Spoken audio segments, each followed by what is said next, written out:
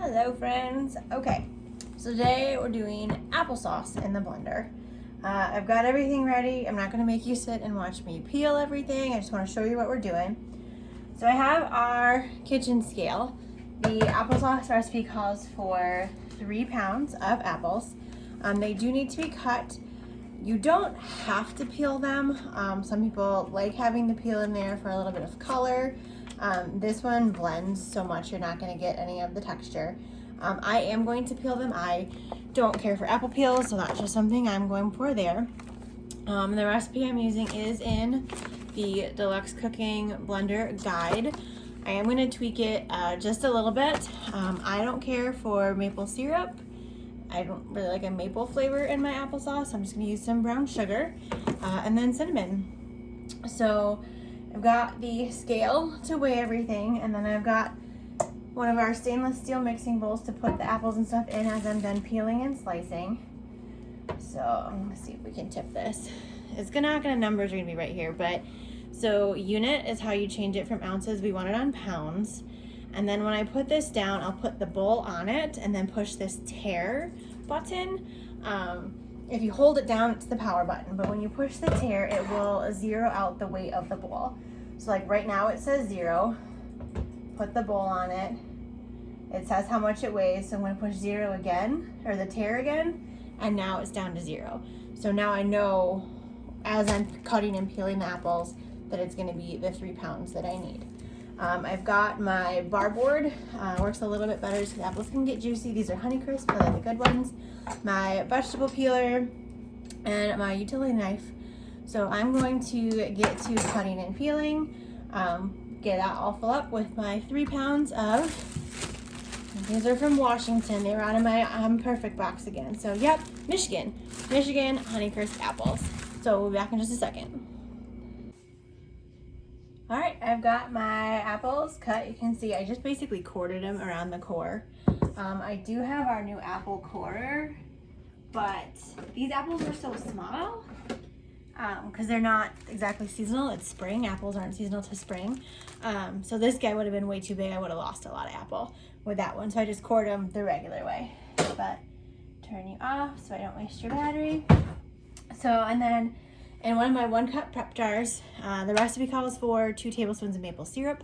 I have 2 tablespoons of brown sugar, and then I mixed a half a tablespoon of our, I'm not going to try to pronounce that word, our cinnamon in there. So that we add in the add cycle.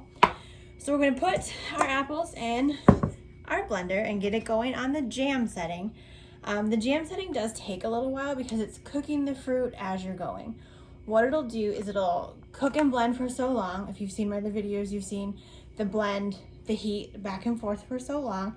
And then partway through, a timer will go off and the display, it's plugged in so you can't see it, but there's a display here, will say add. That's when you're adding in your sugar or any of your other add-ins. Essentially, it's to keep things from scorching to the bottom or from your sugar for burning.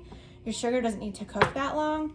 So if you can see, the first stage and second stage, they're all listed that way of what you add in there and then what the sugar level you put in. So we're gonna get those going. I'm not gonna show you that part. You don't need to see me dump apples in a blender.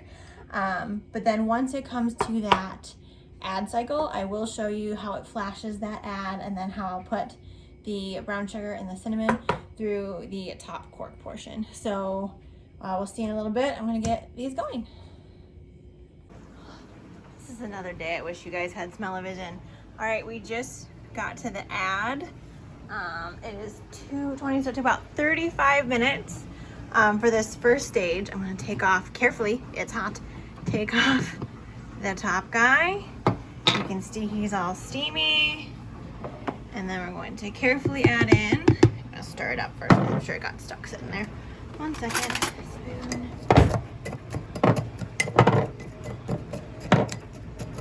Alright, and then pour in our cinnamon and brown sugar into the top. I'm gonna clean it all off into the guy there. Doing this through the camera. Alright, I'm gonna clean that all off and I'll do that in a second. And then we will push start to go through into the second stage. Again, I wish you guys could smell this. It's gonna smell even better now that the cinnamon is in there, but yeah, she's gonna go again. Okay, so it does have a warning, so it tells me that the lid's not on. The whole thing's not here, but obviously. So smoothie, alt milk, and grind, these are all cold settings. Then there's your heated wash, and then soup, heated puree, jam, and sauce are your heated settings. So those are on that side. Then you've also got this pulse. You do that, you'll push it, I'm not gonna push it now, but you'll push it just like you would a traditional pulse on a regular blender, and it would do the same sort of thing. You wouldn't obviously get the cooked portion of it, but you would get the blended smooth version of applesauce without cooking the apples down and getting it quite so thin as this one. Again, I have textural issues, so this for me, especially once it cools down and gets a little firmer, is gonna be perfect. Baby food, that is a big push for this blender, but it's wonderful. So I'm gonna clean up all my drippies, put my lids on, put these in the fridge, and that is start to finish of homemade applesauce.